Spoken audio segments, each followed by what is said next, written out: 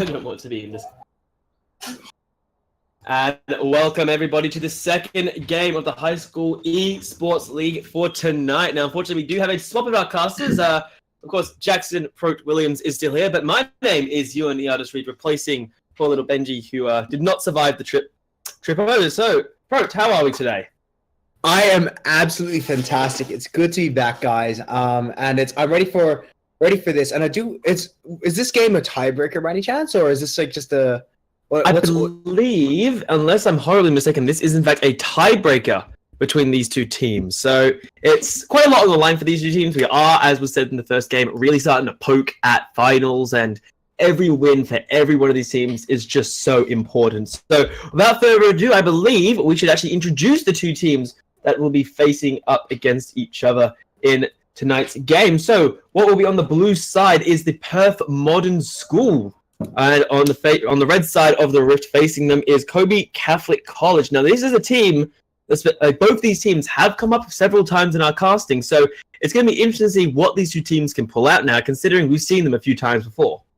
Of course, and it's like Kolbe Catholic College I've seen a few times, and from what I've seen, Died Level 100 of it, that name sticks out to me every single time because there's so many puns you can make with it. It really is one of the best names that there is.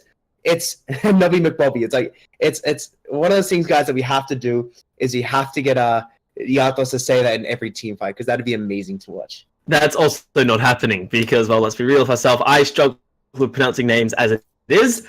I don't need to be, talking at level 100, which is obviously a RuneScape boy. There being able to not pronounce the name properly, so I might just stick with the nicknames as I usually run away to. So, guys, some of the history that we have, some of the history that we have at Kolbe Catholic College is Died Level 100. Last time we saw him, he did play Shen, and they played a very divey kind of team with the Shen, Rengar, Echo, Kaisa, Fiddlesticks, and Adriel was an absolute god on the Kaisa. 12, 7, and 10. We had Nubby McBobby, who played Echo. I believe he went 8, 5, and 4 with 278 CS. He was an absolute monster as well. Shen, how all Shens play with your 1, 8, and 10 scoreline. Massive kill participation. Great global pressure. And Samael, he's a carry jungler through and through. He played Rengar and did it to an amazing extent. So it's going to be interesting to see. However, Anime Big Boy last time played the Fiddlesticks. And Fiddlesticks, as we all know, did get quite badly nerfed in his base damage and also the mana cost of the Dark Wind, which is his E. You know, that little bouncing crow that silences you, does damage, and is annoying as hell? Yeah, that got nerfed a couple patches ago. So Fiddlesticks is no longer as dominant as he was in previous patches. Definitely, and it's a bit of a shift in the bottom lane because tanks are starting to rise up, as we know for this particular patch. Tanks get a little bit of love, and burst champions got... well, perhaps the opposite of a little bit of love coming in. And I think also what was quite interesting is the Morgana nerfs that came in either this patch or the last, which signify it's almost they're trying to move away from ability power control, like ability power styled support. So, I mean, in the last game, we did see a Leona, and Leona went quite well into a Morgana, ironically enough. So I'm expecting to see another style of Leona. That'd be really, really fun to watch, I think, as hopefully we will be getting into these... Sorry, apologies about that. We will be getting into the champion select of this game going up between Perth Modern and Kolbe Catholic. Of course. And what's one thing that I would like to see is Samael. Oh, so I'd like to see in this bot lane, and we have seen it a couple times in a few different tournaments. A weird bot lane duo that's actually becoming a bit more prevalent is, funnily enough, a Leona Jinx. And obviously you think, oh, that's a bit of a weird kind of thing. But what it does is, Leona's very much a diving champion. So when you get these team fights, Leona dives in, and Jinx is actually quite a fast champion and has a lot of range. So you can follow up that engage quite well. And even though you have a very weak laning phase, you do have a lot of CC chain with the Chompers and the Leona being able to CC chain all together, and you keep someone stunned up for quite a few amount of seconds while Jinx just free hits. So, interesting bot lane duo right there.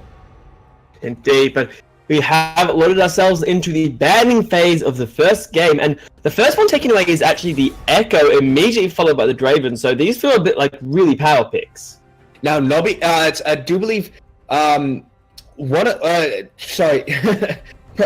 Kolbe Catholic College has been known to play the Echo, and so it's very good. It's a very good ban right there, especially because Echo is slowly coming back into the meta because he doesn't really fall off. He's always been very solid, and Samael's Rengar has been taken away. So I do think someone has been listening in to the Twitch chat and is realizing, what do I need to ban? So it's another research then. I mean, we're seeing the Rengar, which you mentioned earlier. We're seeing the Echo, which you mentioned earlier as well. So it looks like Perth Modern School has done a little bit of research on this lineup and saying, hey, we know your tricks, but not falling for them again, as the Alistar is the final ban away from Perth Modern, and Renekton falls as well. So quite a good spread when it comes to these two bans.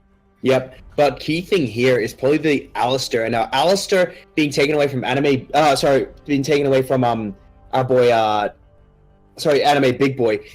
Alistar's a very big playmaking champion. And so what they've done here is they pretty much got rid of two massive playmakers in the Echo and the Alistar, and even the Rengar, who's a very good diver. And they even pick away the Kai, so they have come prepared and picked up the champions they need to either ban or pick away first.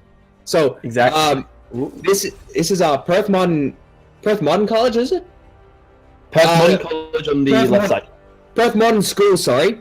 Perth Modern School, they've definitely done their research, and they've definitely taken away these playmakers and comfort champions that you normally wouldn't see, aside from probably the Alistar. And is this a Rakan? Indeed, so it looks like the Misfortune Rakan bottom lane coming out for the side of Kolbe Catholic College. Now, I do have to ask in this example, why would you not go for a Xayah here? Xayah, Rakan, the Lover's Lane as it's nicknamed, like they are the duo together. So why do we think here they're going for the Misfortune rather than going for the Xayah, which is the traditional pair for Rakan? To be honest, I do believe it might be because they're better on the Misfortune than they are on the Xayah, and that alone speaks for itself. In addition, why you go for the Misfortune over the Xayah is because your lane harass is better as Misfortune. Your AoE team fights, you've got a lot more burst with the ultimate, and you do have this amazing Rakan Misfortune combo where the Rakan goes in, gets everyone together, locks them up, and the Misfortune just absolutely hammers down an entire team. You go Black Cleaver lethality as well, and next thing you know, Misfortune shreds the tank's armor. Also, squishies don't have any armor against her because lethality absolutely destroys it, and you can't really do much to it. It's not only more lane dominant, but you also have this massive AoE combo. And if this is a Galio mid, there we have this massive engage AoE wombo combo for all times past and present. Exactly. So Galio picked up as we enter the second ban phase, and I actually do quite like the Galio if Kolbe Catholic College pair it up with something that goes in. We've talked about Galio previously, Pro. You've always told me how Galio is a fantastic follow-up engage. So with the Rakan, that's one way they can go in. I would actually quite like to see something along the lines of a Nocturne jungle coming in, because, well, you yourself have told me that that's how scary a Nocturne Galio can operate as. I have abused that combo in solo queue quite a few times. I believe with a friend of mine, we have an 82% win rate when we checked it with the Nocturne Galio combo, and it is absolutely disgusting. Of course, what I would like to see as well from the side of Kolbe Catholic College is Yasuo top, because I think that would be quite fantastic to go with this. You got two knockups in the Rakan and the Galio. You got amazing engage. And with the Nocturne as well, you just have an insurmountable amount of engage. And with only one ban left, they do ban away the Shen from our top laner, died at level 100. So I do think the Yasuo, if he can play, is a phenomenal pick right here. Actually, you talk about Yasuo, but I really like Camille when paired up with a Galio, because again, this is another champion that you can follow up on. So Camille is locked in there, and that only leaves the jungler hidden at least the jungle, you assume that it's going to be Camille top, though it could be Camille jungle. And again, I would love to see a Nocturne here. It does put a lot of risk on their lack of tanks from the side of Kolbe, but I would love to see something like that coming out.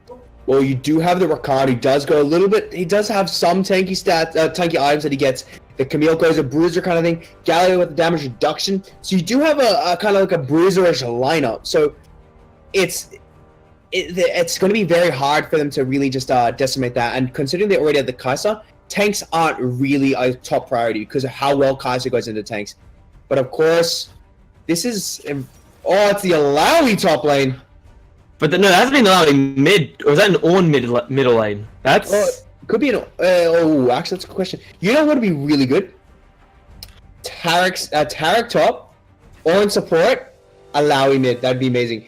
And we have the Scion. This is Engage City right here. You got the Scion who can go in, Camille can go in, Rakan can go in. This is a wombo combo Engage for days of future, past, present, and if they can get this wombo combo off, they have lockdown for years. You are going to get an AFK warning on whoever gets locked up. Exactly. The only thing they're missing is Morgana, which unfortunately did hit the ban list. But if we look at the two lineups coming out of the side of Kolbe Catholic College, it's a lot of engage, as you were just saying, a lot of follow-up. The Scion goes in, the Camille goes in, the Rakan goes in, the Galio is the follow-up. And then, apologies, that's happening, the misfortune with the bullet time, with that make it rain, the love taps are just hiding in the backline. You're not really going to get access to her. On the side of Perth Modern School, however, a lot more, it feels like a protect the comp almost, with the Kai'Sa being a hyper carry, but it appears that we are getting a dodge, as it appears that it may have been a mistake with the Alawi pickup. It did look like you got to the end and there was a lot of panicking, so we'll have to see how that goes, as I don't see a reason why there would have to be a repick. But we'll have to find out. Unfortunately, we are hit at a little bit of a pause, but let's assume that these are the two. Let's assume that the lineups are exactly what we see. Do you like Kolbe's Catholic College with this full dive styled comp? Do you think that they have a really good shot of getting ahead and then being able to pull that off? Sorry, it's just reading through the chat right now. To apologize. So with the dive comp, so it's in many ways it's even though this, one of the key things to know is that the Alawi does appear to be a mistake. But even if the Alawi is a mistake, Alawi is a very tinky boy, and as soon as you pop that ultimate, and even if you do have this massive dive engage, you have the Rakan going in, you have the Galio backing off, the Camille going in, the Scion just charging in. Alawi wants to be in these massive team fights where she can just pop her ultimate and then just slam down. You do have the Black Cleaver, so you can absolutely shred a tank's armor. You have a lot of tanky stats with your Sterix engage as well, and you can just face tank all of this damage for days, as well as just being able to decimate, as well as being able to just heal up with your tentacles, which is what you want to do. So this is the issue with top lane juggernauts. It's very difficult to do a massive engage on them. You look at Darius, for example, 3 people with his in his queue, he heals up a lot of health. Alawi, same thing. Garen to a certain extent even has an AoE damage and is so difficult to actually deal with. Exactly, but we'll have to see as we are loaded ourselves into the second champion select. And apologies for this, guys. It's client freaks out. Unfortunately, it's happened to the rest of us. So we are just having a repeat of the pick and bans. Now, if I'm not mistaken, they are allowed to pick something different instead of the Alawi, because Alawi was my client is not letting me do anything sort of scenario. So hopefully, what are we expecting then instead of this Alawi? Because this is surely going to be for the mid lane of the side of Perth Modern School. So what do we expect them to pick, considering that we're near certain it's going up into a mid lane Galio? Oh, honestly, mid lane Galio, as much as people be like, oh yeah, cool, this is mid lane Galio appears like a very safe pick, but he's actually very exploitable. So champions like your Wukong, your Talon, your Zed, your AD assassin mids, because Galio's armor did get nerfed quite a while ago, and what this meant was you're not as safe a laning phase if you don't get the counter pick. And that's why Galio is not that strong as a blind pick anymore. And one of the reasons why he falls off in the top lane is because he can't deal with bruisers. He doesn't have sustained damage. He gets out-traded. He doesn't have the base stats, so he can't just go tanky. He has to have a bit of AP. Otherwise, he has no wave clear. But in the mid lane, you pretty much go for something that has a lot of range that can poke him out. And Azir can take advantage of him, and a Nivea, a Cassiopeia, a lot of champions just with a range. And all Galio needs to do is just play safe and wave clear. And then at 6, he has lane priority because he has the AP to push you in. And then he has his ultimate to out-roam you. Go with the teleport as well, and your global pressure is off the charts. However, mid lane, I do believe Akali, just as a off note, Akali is actually allowed, I do believe. She should be. I believe the ruling is it is for 1 or 2 weeks after a champion's rework or release that is allowed to be played. So I'm pretty sure Akali is on the table to be played. And I mean, I like the idea. The Akali feels really, really strong, but Akali is fantastic into squishies. I'm not so sure you want to run Akali into a Galio. Oh, it's with Galio, it's one of those things where a lot of the time you run the aftershock as well. So you don't, and because of your AoE taunt, your Shield of Durand, I believe it's called, if anyone goes in, you get the damage reduction on top of you disrupt their combo, on top of just basically you're making them just such an easy target hit. Then you can unleash your combo on them, which is your Justice Punch, your Winds of War, and your Decimating Smash. And with a Galio that builds AP, that is actually a lot of damage. And considering that if you start with Decimating Smash, then you go to your Justice Punch. Okay, so it's not an Alawi that they wanted to pick. It is the Yasuo, which combined with an Ornn, the counter engage that comes out actually could be pretty lethal if he's able to get a multi-man knock up into a Last Breath. And I'll be honest, Yasuo into Galio, this is not a fun lane for Galio. You lose an extended trade. The only way you win is if you get those short trades, you go lock him up. The issue is that when you go in, if you don't win that trade hardcore and then taunt on your way out, Yasuo can just dive through your minions, dive once you keep attacking you, and with Conqueror, he just shreds any armor you buy. So it doesn't matter if you buy Ninja Taba, his own Hourglass, Yasuo wins that lane. You need to CC him, you need to use your jungler, and you need to out-roam him. Or you just need to push him in and keep him in. And that can be very difficult, especially when your minions come to lane, because he uses your minions against you. He uses them for mobility. So that is a very difficult lane for Galio. Exactly. So I'll have to see how it goes. I would quite like to see jungler intervention, poking around maybe from the jungle Camille of Semel. If, as you're saying, that lane's going to be a bit rough, I would quite like to see jungler intervention poking around there. It makes that lane a little bit harder and forces Yasuo to play safe, because once he dives forwards, it's very difficult if he hasn't, kept himself an emergency minion to get out of trouble. So I would quite like to see, a bit of focus on the mid lane, get the global of your team, safe and online, with that being the Galio, and then allow the Galio to move around with the hero's entrance. So I'd be quite like to see that at a Kolbe Catholic College. Of course, if we actually look at one thing I want to look at is the jungle matchup. So Xin Zhao. So anyone who's played against Xin Zhao knows that Xin Zhao has an amazing level 2 cheesecake. So you go red and then you come onto your target and you absolutely decimate them. You can lock them up, do a lot of damage, and it's a very scary thought, especially with Press the Attack. And what Press the Attack does that not a lot of people realize is that when you proc on someone, its damage from all sources is increased by about 8%. So from all sources. So Xin Zhao and Yasuo, great combo. Level 2 cheesecake, Xin Zhao gets onto the target, and Galio doesn't really have a great escape. His Justice Punch relies on a bit of wind-up, and if you can block that off, he's dead in the water. Because usually what you'll go is you go QW or QE, so you don't have both forms of CC. And that can be quite a hazardous issue, especially if Xin Zhao decides to just put the Yasuo up, and then Yasuo just keeps Galio down the entire game until team fights. Indeed, so I'll have to see how that all operates. As I want to look at the team comps once again. I know we've gone over it a little bit, but unfortunately, we do have a minute and a half spectator delay, so we've just got to unfortunately buy a little bit of time until we are allowed to dive in there. So that's quite easy, actually. So if you want if you were to buy some time, what you do is you talk about the lane matchups. You can talk about these for days. Up in the top lane, Auron to Sion. Sion wins that early. Auron wins that in a longer laning phase simply because of the passive. And that passive cannot be understated. But of course, Auron's been falling off lately, but no matter what, he's still relevant in team fights. They're both very strong team fight champions, but Sion wins the laning phase in most cases. You look at this. You look at the mid lane. Yasuo, Galio. I've already talked about that. I've talked about it to death. Bot lane. Now, Misfortune, Rakan into Kai'Sa, Taric.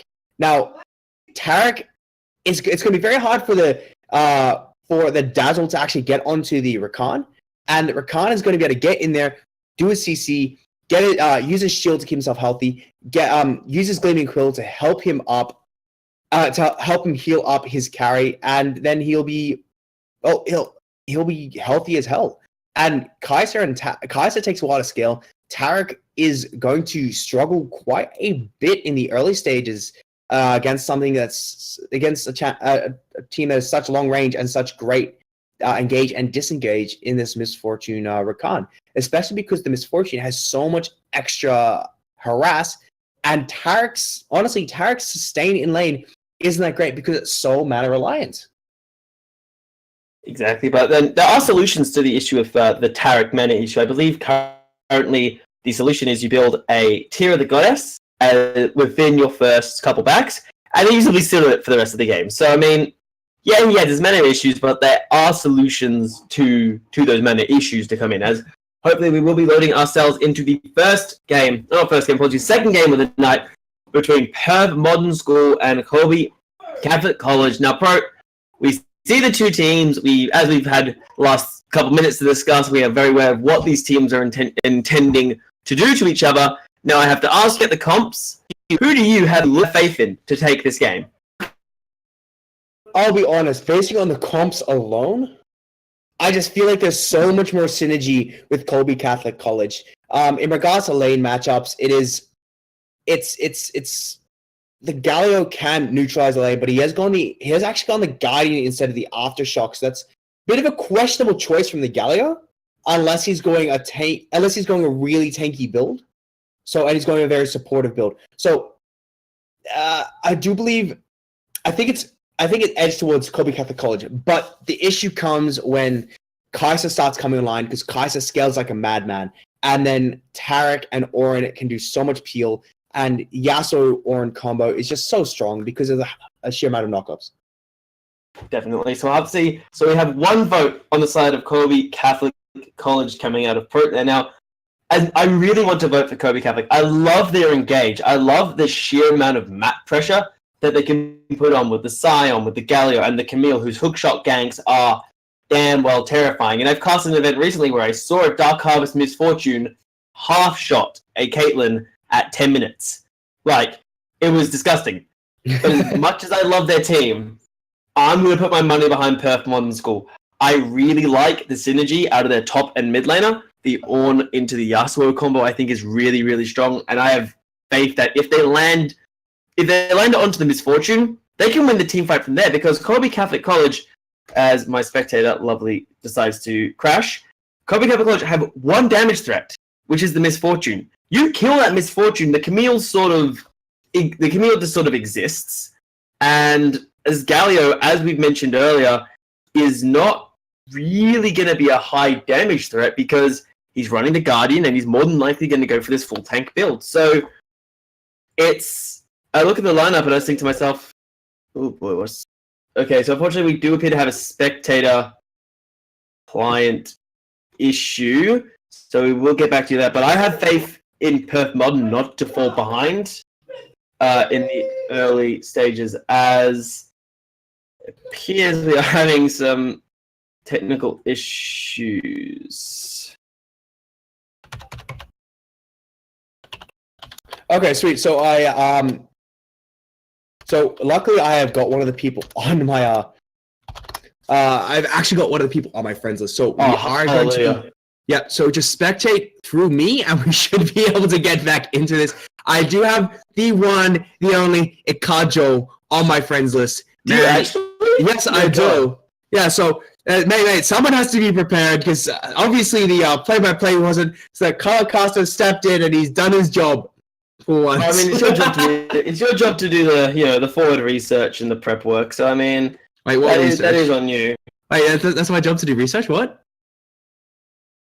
Because you're the color caster, you got to actually do a little bit of research on the teams. Mate, have you seen me research? Point taken. I've seen you do a lot of things, but research is unfortunately not one of them.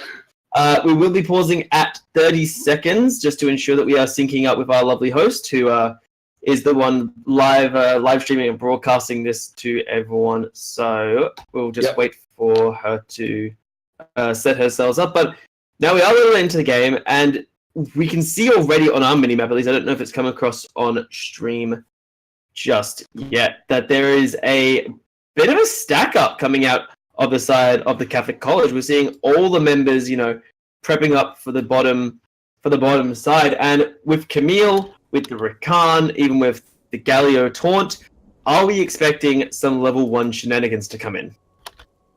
Well, obviously with the amount of CC that can come in, there's quite potential there. But guys, we are going to be back we're going to resume in 3, 2, 1, resume.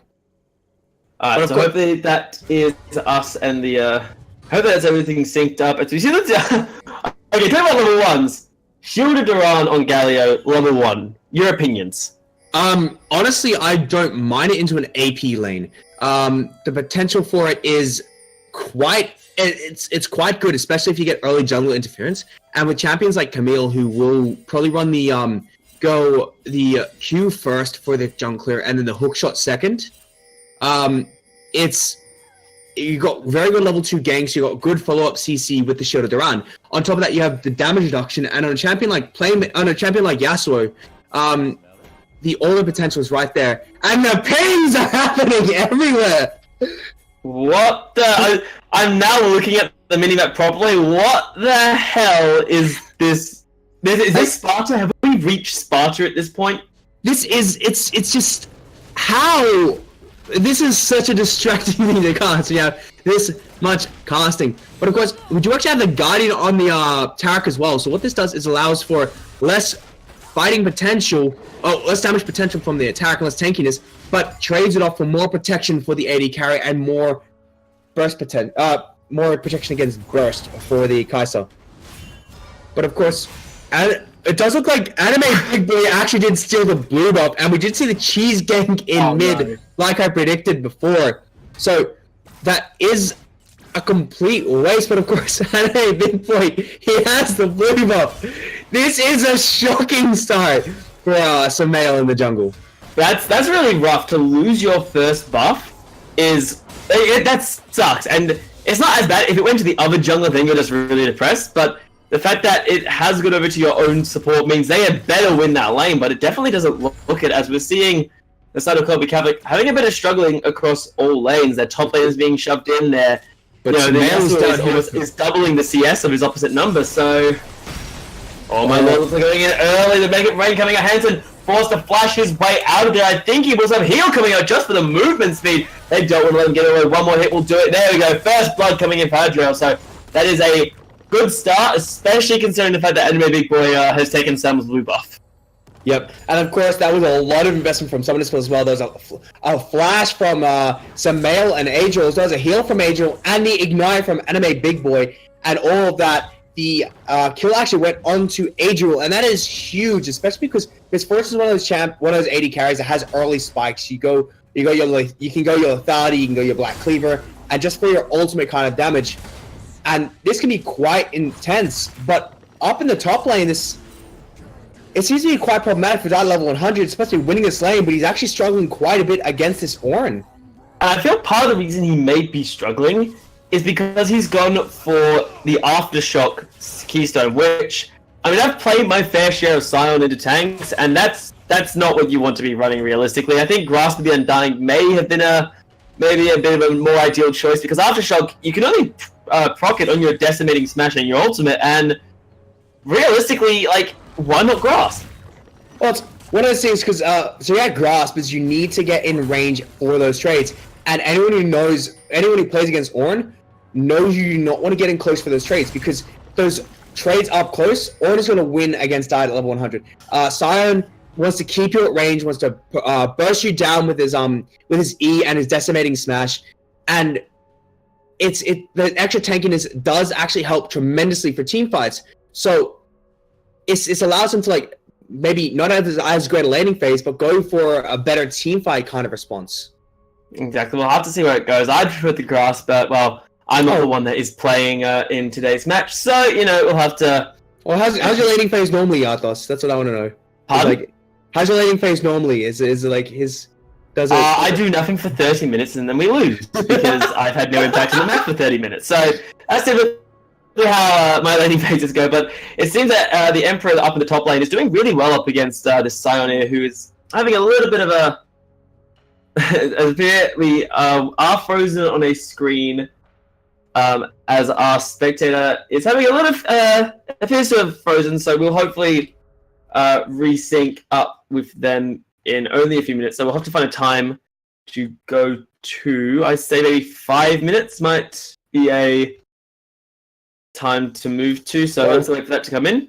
Well, it's I'm almost at 5:30, so what we'll do is we'll pause at 5:30, and we'll be able to. So I'm pausing now at 5:30. So we're just waiting on lovely broadcaster Yuna. So what's happened is League client has frozen. So it seems to be this patch. This patch seems to be the issue where all the client, whenever we spectate a game, just the client's like, no, you're not allowed to do that today. Yeah, so it's out of the past few patches, there have been a couple issues, spectator problems in regards to like corrupted for download data and everything like that. So it can be quite problematic, and at the end of the day, it's like it's when you have the amount of code in a game this big. There's always a reason why something might go wrong, and unfortunately, this is probably a temporary issue for either the next patch or two. But it's one of those things that I'm sure Riot is currently trying to fix it up. And at the end of the day, it's more of an inconvenience than an actual problem compared to, let's say, the competitive game. So let's look at the problem in competitive games right now. So it's currently. Like, for a while, we had the no ADC meta, where your ADCs were literally bot lane mages. Then you had the Fiddlesticks will absolutely ruin your day meta. That was really fun. I enjoyed that tremendously. I have never had a problem with Fiddlesticks in my life. Okay. Okay, sweet. So we're going to forward to 6 minutes and 1 second. So okay. Yep, let's go. I'm ready then.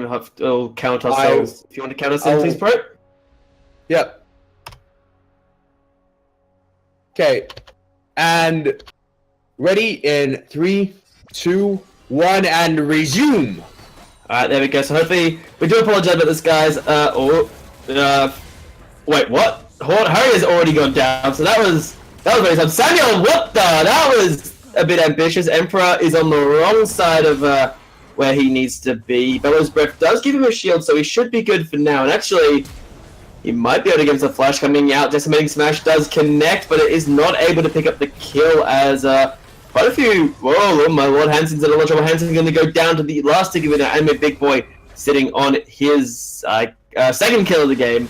As down to level 100, there's just fighting left, right, and damn well center as the Sion finally falls this game. And well, we come back from a few technical issues, and this is what we return to. Absolute damn pandemonium. Yeah, so it looked like a very, very calculated game, and then as soon as we come back to it, it's an absolute clown fiesta. And of course, we're seeing in the mid lane, Nobby McBobby, we're seeing the kind of struggle that I said Nobby McBobby would go through. Because he has gone for the the Guardian instead of the Aftershock, so he's not as tanky when he does a CC.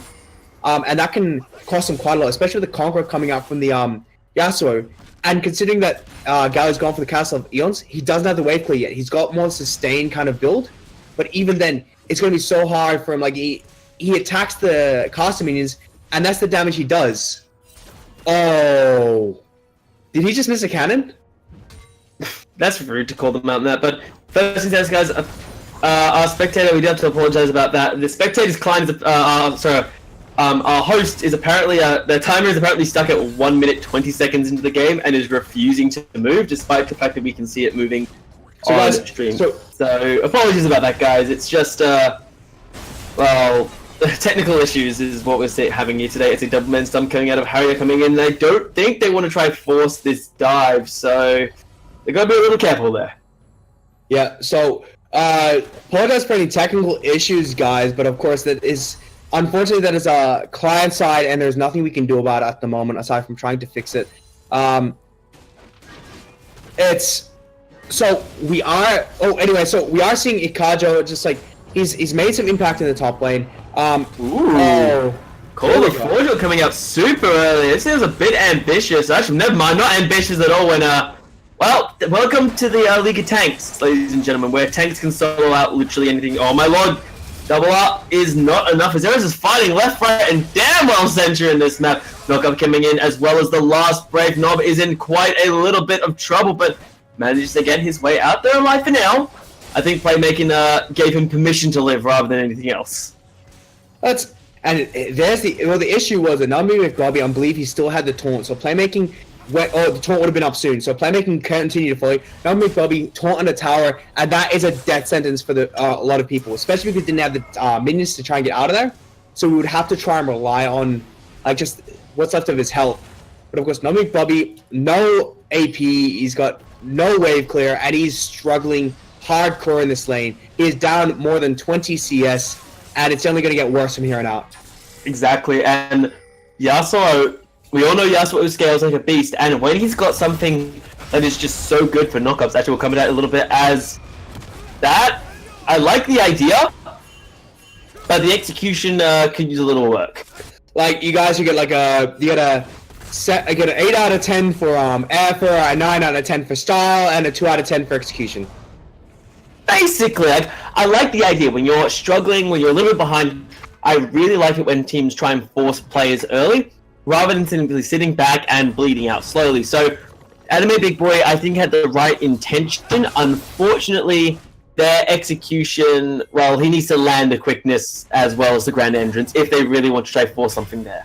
Oh, it's one of these where they landed them, and the issue was the Galio heroic entrance just wasn't fast enough to actually get on top of the Rakan when the Yasuo was actually getting initially CC'd. And that's where the problem came in. And of course, it's when you're this far behind in lane, you need every edge you can get just to catch up. And Galio's a massive part of this combo. You've got without Galio, you've got a temporary engage with Rakan who can get burst down pretty hard. You got a Camille who's bruisery. We'll come back to that in a little bit. Actually, never mind. You're all good. Yep. Thanks, Yathos. Much appreciated. I see a jungler walk into a lane, and my first thought is, oh, someone better die here. Are you used to... It looks like the Ornn is in quite a bit of trouble. He calls the horn, but the Ornn is not able to get the knock up onto Samuel, who's just whacking away. He has him in the ultimatum, but actually, he's not taking damage, and down at level 100, I don't think he's gonna. There we go. Flash takes him out, and actually, is he gonna live? There's no way he lives. There we go. Flash coming as Samuel ensures that he picks up the kill. And of course, right there, it was so much burnt. Emperor Wang burnt the Flash, but then you have the Flash come out from Samael as well. And died level 100, you're 0-3, you're not worth anything right now. But of course, Ornn is just becoming a huge problem. And the Kolbe Forge God, whether he's ahead or behind, Kolbe Forge God is going to be so instrumental in these team fights, being able to just set up for the Yasuo. Otherwise, Yasuo just has to do his own thing. And of course, with so much engage and disengage from Ikajo and Emperor Wang, and even Harrier, you just set up your carries to do the work because they can feel safe whether you guys are engaging or disengaging either way. Exactly. That is a second Cloud Dragon having fallen on the side in favor of Perth Modern School. So, I have a bit of a lull. Let's talk about the Dragons for a second. Now, here's a bit of trivia for you. When you look at though, what do you think is one of the second strongest dragon? Because everyone knows Infernal Dragon's the strongest dragon. There's no doubt in that one. But who do you rate as the second? Okay, so here's one of those controversial topics that everyone goes on about. Everyone has a different opinion. There's some casters who say, oh, Cloud Drake's the best. People who say Mountain Drakes were the best. People used to say Ocean Drakes were the worst. It depends on the team comp, depends on the time of the game. If you're looking at laning phase, by far the strongest Drake is the Ocean Drake. because of the amount of sustain it gives you in lane. It just allows you to stay in lane longer, allows you to take those trade windows and heal up a lot better. If you've got a heavy siege team, Ocean Drake is amazing. But if you've got a heavy engaged team, Ocean Drake's actually quite poor. If you've got a split push team, you've got the Infernal Drake, which is strong, the Mountain Drake, which is strong, and the Cloud Drake, which is strong as well. So there's no strongest and weakest Drake. It's all about what your team's win conditions are. And so it's a better question to ask Iathos. A little bit, as there's a lot of trouble here. Knockup coming out of the Xin Zhao is more than enough to the last breath coming out for the rest of the team. But Playmaker manages to pick himself up the first kill, but now Ike is in quite a bit of trouble. The Scion train is unable to connect, but the bullet time shreds him down. A double kill coming in for the Misfortune, and that was a really good turnaround considering the fact that Perth Modern was the ones that started that fight, and then they just got collapsed on. Yep, and Perth Modern School have paid the price for trying to force a play. And of course, the damage reduction was able to keep some male alive for so long with the hero's entrance. And of course, from there, the CC chain, the consistent damage, they're able to pick up Ikejo and playmaking. And that is huge. They get so much pressure in the mid lane and also with any kind of neutral objectives. So it looks like they're just trying to transfer that to a mid tower objective. Definitely. So we'll see where that goes. Unfortunately, they weren't able to take out the tower, which is a bit of a shame considering they managed to pick that up, but they are catching themselves back up into this game, which is a really good step forward for the side of the Catholic College, especially considering I feel like if they are the ones that get ahead, they're the ones that are going to be able to pop off, because once you're ahead with the team that decides that is the ones that's choosing the fight, you are insanely strong. Because let's be real, if Scion and the Camille and Rakan to say, hey, I want to start this fight, there's very little you can actually do to stop them. Yep. And they come up to you to say, hey, it's a wonderful kind of day where we learn to walk and play, and CC chain you for days as we kill you. If anyone gets the reference, I love you all. Unfortunately, it appears you do not love me, as that is a reference that is a little bit beyond me. But right now, this top lane, 2-level advantage inside of the Emperor, and that at level 100 is getting so close to getting soloed out. One more hit will do it. Flash is not available for the Emperor, so he's unable to lock it down. Meanwhile, another level advantage for Ika, knocks it up and takes out Samuel in brutal fashion. I'm still trying to get over the shock that you don't know what that is referencing to. That's the most surprising thing. It's okay. Well, anyway, so with that, with basically almost soloing down at level 100, who's being a lead balloon right now, and being able to pick up some mail on the back of that, they're able to get the top tower. That is first tower into the basket. Well, that was a very ambitious. I think it's more of a look. As you, this is not your lane anymore. You have to leave now.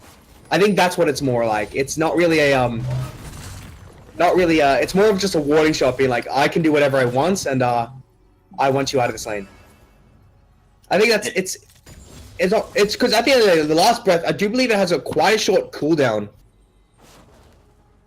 It relatively does. If you look at it now, it's well over halfway done. It's a 55-second cooldown at rank 2, so it's quite a short cooldown, but I feel like that's partly, it's one of those cooldowns that you need to actually save, I feel, because if you don't have it available when you have that knock-up, you're in quite a bit of trouble.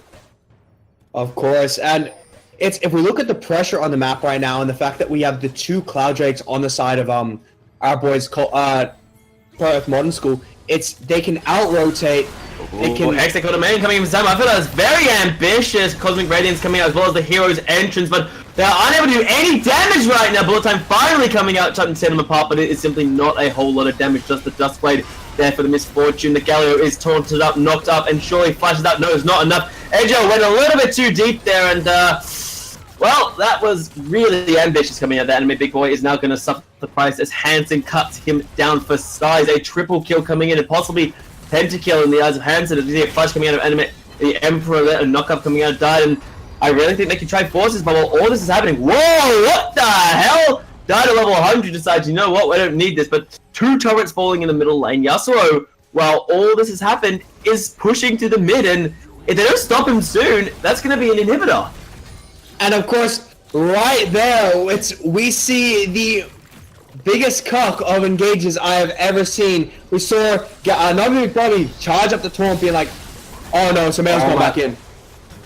Samuel! No. Boy! What are you doing, bro? Oh my god. And right there, recap. Okay. Melody and Buddy charged up the taunt, was looked like he was going to flash towards in to knock them down. But of course, he didn't actually get close enough. Oh no. That's way too close! What are you doing? You've got no mobility as a misfortune! What the? I feel like this is one of those scenarios where you turn your brain off for about 5 minutes while you're playing, and then you realize, wait, what am I doing with my life?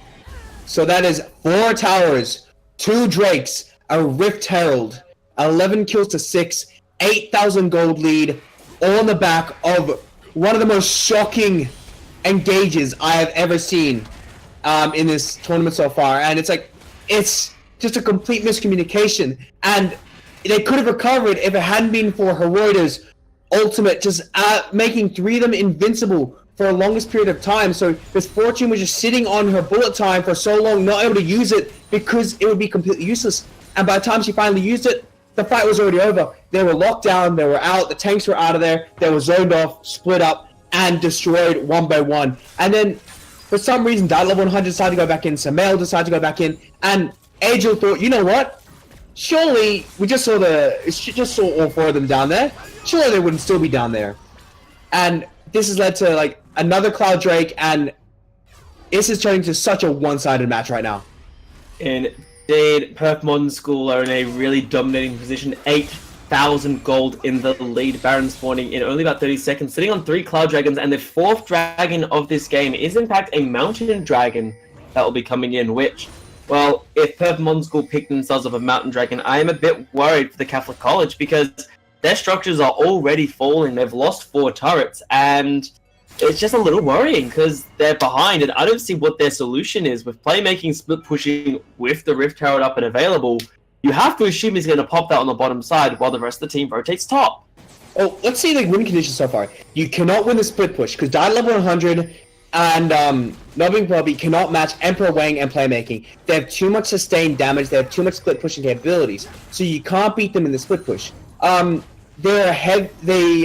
They don't have a lot of poke. The only real poke they have is probably the Gallows Winds of War, which is only powered by Rod of Ages at this point, which has only got 3 stacks on it, so it's not even stacked up yet. And the Misfortune, who doesn't have a massive amount of poke to deal with this massive line and the amount of sustain they have. They can't out-rotate them because of 3 Cloud Drakes, adding a massive amount of movement speed inside and outside of combat.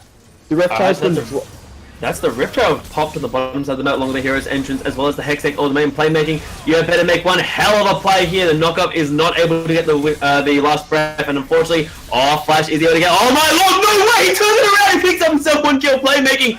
Oh my god, no way! No way! No way! Double kill and a 2v1 playmaking. That was disgusting. The 2v1 outplay. You see the Hextech ultimatum and the Galio ultimate was not lined up properly, and he was able to avoid the knockup at the hero's entrance. And of course, it looked like he was down. He flashed out of the way of their skill shots, and next thing you know, he gets a whirlwind. He knocks up the Camille. Samael gets locked in the last breath, and of course, that is the last breath he will ever take, as then he proceeds to just 2v1. Bobby McBobby, he has no damage, he had no life, and he went down for the ages, past, present, and future, to remember his sacrifice as they give up everything. Exactly, and let's talk about this Yasuo. He's sitting at 233 CS at 21 minutes. I don't think I need to be the one to tell everyone watching that having over 10 CS per minute is damn impressive. Yep, he is looking at that 12 CS per minute mark. He said, I'm going to do this, and he's going for it this game. And of course, this looks like a Baron. They've got the DPS. There's no way they can be contested. And they've taken every neutral objective. They've taken every objective. They have not lost a single objective yet. They've almost lost the mid tower. But if we look at playmaking, so dangerous, it's an immediate flash if you see him. I mean, again, he is sitting at over 10 CS per minute. He's got his Infinity Edge, he's got himself a Phantom Dancer, surely to God building up to his Bloodthirster, and I would love to see the Frozen Mallet, just to make sure that you're not killing him, and you're not getting away from this Yasuo. This Yasuo is such a dangerous foe right now, but of course, you can't match the split push, you cannot match the poke, you cannot match the wave clear, your only way to win this is you need to somehow stall this game, because the Galio has been Flame Horizon in mid, Camille has been Flame Horizon. Playmaking.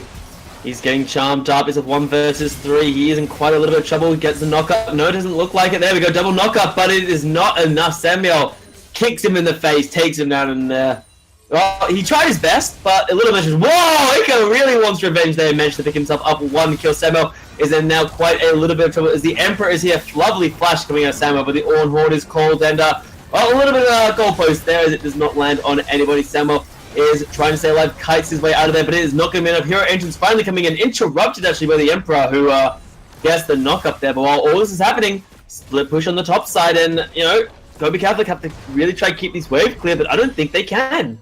And of course, Zinzan's are split pushing the bot side, and they do the massive wave pushing in mid with the cannon as well. They can just seize this, and they will get something, because they don't have the numbers or the strength to deal with it. With a 14,000 gold deficit like they have, they just have to give up objectives for as long as the Baron buff is up.